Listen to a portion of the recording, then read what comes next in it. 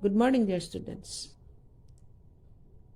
Today we are going to begin a new topic, addition of like fractions. In our last class, I discussed about the conversion of a fraction to the lowest term. Today's topic is the new topic, addition of like fractions. So here I am going to add two like fractions. Like fractions means you will have same denominator. I am taking two fractions. What we have to do? We have to write the same denominator for both the denominators. I am writing 1, 7 for both the denominators, and directly I'll add the numerators 3 and 2.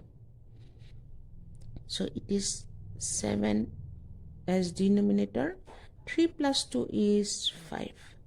So my answer is 5 by 7. If I explain with one more example, suppose I have to add 13 by 19 and 5 by 19. For both the same numerator, I am writing 19.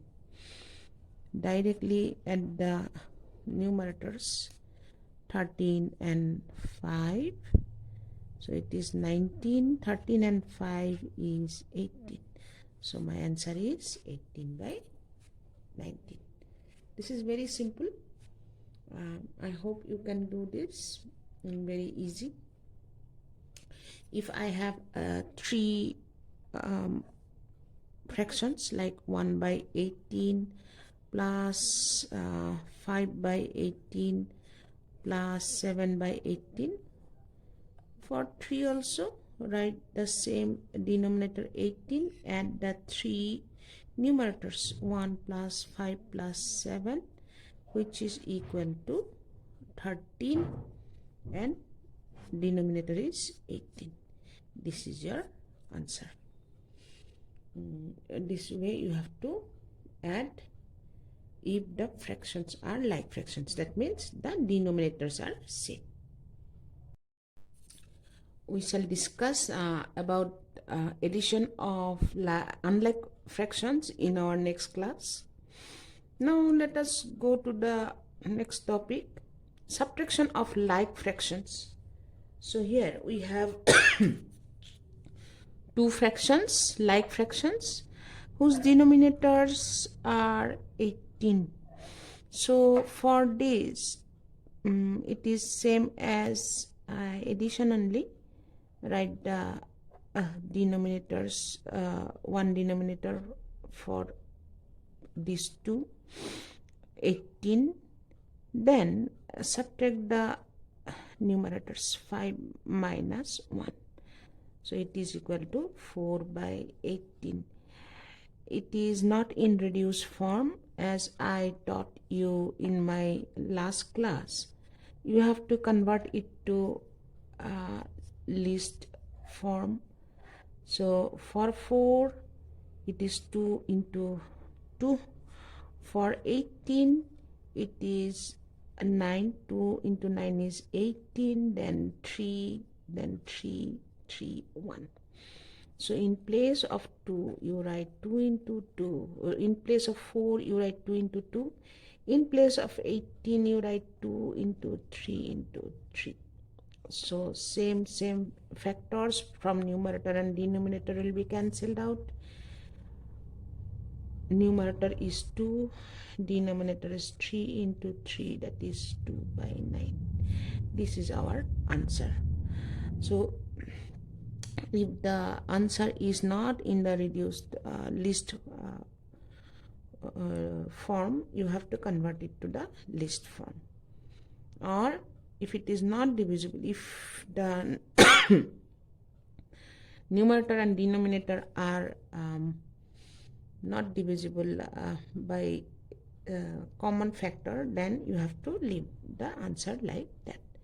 I am going to explain one more example. Suppose you are having a subtraction of 13 by 19 minus 3 by 19. What you have to do, 19 for both the numerators. I am writing one numerator, then 13 minus 3, then it is 10 by 19. So you can see that 19 is a prime number. It is not divisible by other number than 1 and 19. So I can leave the answer like this only. So you have to try this from activity 7, question number 1. I am going to explain the subtraction of unlike fraction in my offline class on Saturday. Now next topic is multiplication of fraction by a whole number. So we have to multiply a whole number you know, from 0 to infinity. All the numbers are whole numbers. We have to multiply a fraction 3 by 4 by the whole number 3. For that, what we have to do, I shall multiply the whole number with the numerator, then divide by the denominator.